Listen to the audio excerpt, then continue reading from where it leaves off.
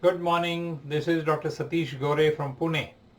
I'm going to present my work on transforaminal endoscopic surgery, which I have styled as stitchless surgery under local anesthesia. The indications for this surgery are primarily disc herniations with up-down migrations and central paracentral foraminal extraforaminal locations, mainly from D12L1 and L5S1, all levels in between. My surgery is under local anesthesia and it is stitchless, and I'm trying to show you a video with voice over in coming few minutes. My surgery also has indications where I can tackle the lumbar canal stenosis by going in the upper part of the foramen under local anesthesia and tackle the tissues which are causing the symptoms. Suffice it to say at this juncture that at a very basic level, this surgery is mainly for disc herniations. You can have more information about this surgery on my website, which is drgoreonline.com. Thank you very much, and I hope you enjoy this surgery and you think of application of this surgery in your patients. All the best to you. Welcome to my surgery. Thank you. Here is a very basic video for you to look at. This is L5S1 disc herniation, as you can see more on the right side. And this patient has been suffering for the last 9 months with severe sciatic pain. We are looking at the X-ray and confirming that there is no instability or destruction of the bone. We explained to the patient prior to beginning of surgery what he should expect.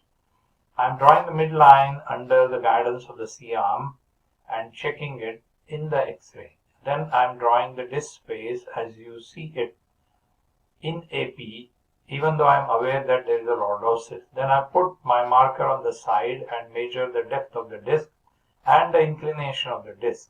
The same distance I take from the midline and shift the second line which I have drawn upwards towards the head to accommodate the tilt of the disc or the inclination of the disc. This cross point is the point where I go inside. I inject lignocaine in syn and subcutaneous tissue, then I put my needle which goes right up to the foramen, and here I want to check that I am not hurting the L5 nerve root since this is a foramen of L5S1. I am trying to reposition the needle and then I inject a dye which would be seen here as black material along the L5 nerve root sheath. Then I push my needle inside the disc and I confirm that I am sitting exactly where I need to be. Then I remove the stellate of the needle and put a guide wire inside the needle, and then I remove the needle. My guide wire is sitting inside the disc where I want it to be in the posterior quadrant and right up to the midline, and this is a blunt instrument or the dilator which goes inside over the wire right up to the annulus, as you can see here, where the tip of the dilator is in the mid-pedicle line in AP and on the posterior annulus in the lateral. Then I tap this dilator inside the disc under local anesthesia where the patient is fully awake, and then this tip of the dilator goes pretty close and below the disc herniation. Then I pass my working sheath or the cannula over the dilator and I get an access to the disc percutaneously. Now I am showing you the instruments which I use. This is a needle which is 1.2 millimeters in diameter, a guide wire which is 1 millimeter in diameter. This is the scope which has a 3.625 working channel and a 25-degree working. This is for attachment of the camera and the light source. This is a working channel. This is a channel for irrigation or suction. This is the working tube or the cannula which has a bevel at the end which allows us to look up 25-degree and look at the structures which are dorsal easily. Now these are two older cutting instruments called as tree fines which are used for cutting the hard tissue if necessary, and this is a grasper which goes through the scope.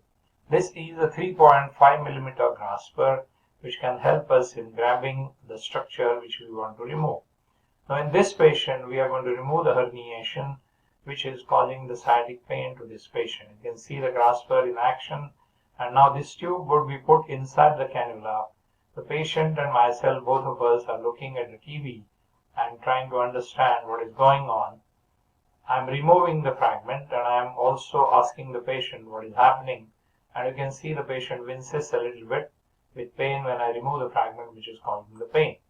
After removal of the fragment, the patient is made to lie supine. We check the pain, we check the straight leg grazing, and then the patient is ready to go back to his room in the hospital. The patient's post-operative care is rest for about 24 hours. Then he can go home with the detailed instructions about what to do at home and how to recover from this surgery. Thank you.